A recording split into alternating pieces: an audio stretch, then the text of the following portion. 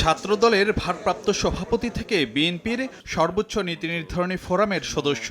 অন্যদিকে সরকারি চাকরি ছেড়ে আবারও রাজনীতিতে ফিরে অন্তর্ভুক্ত হন মন্ত্রিসভায়।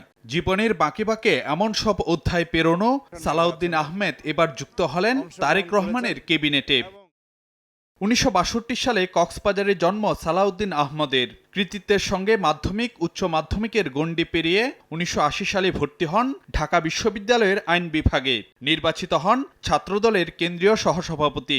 ভারপ্রাপ্ত সভাপতির দায়িত্ব সামলান কিছুদিন।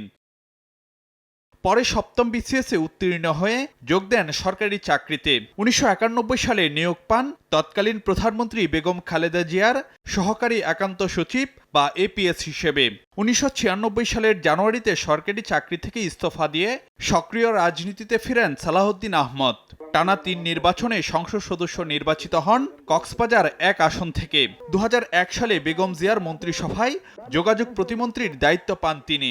রেইনবো অলরাউন্ডার এক্সটেরিয়র পেইন্ট বাড়ির বাহিরের দেয়ালের সুরক্ষা নিয়ে থাকুন নিশ্চিন্ত।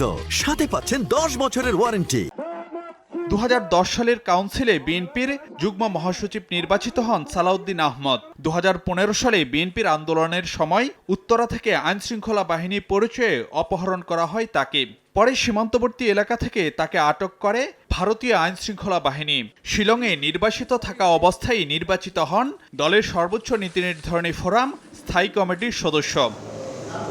5 আগস্ট গণ অভ্যুত্থানের পর দেশে ফিরেন সালাউদ্দিন আহমদ। জাতীয় ঐকমত্য কমিশনের বৈঠকে বিএনপির প্রতিনিধিত্ব করেন তিনি।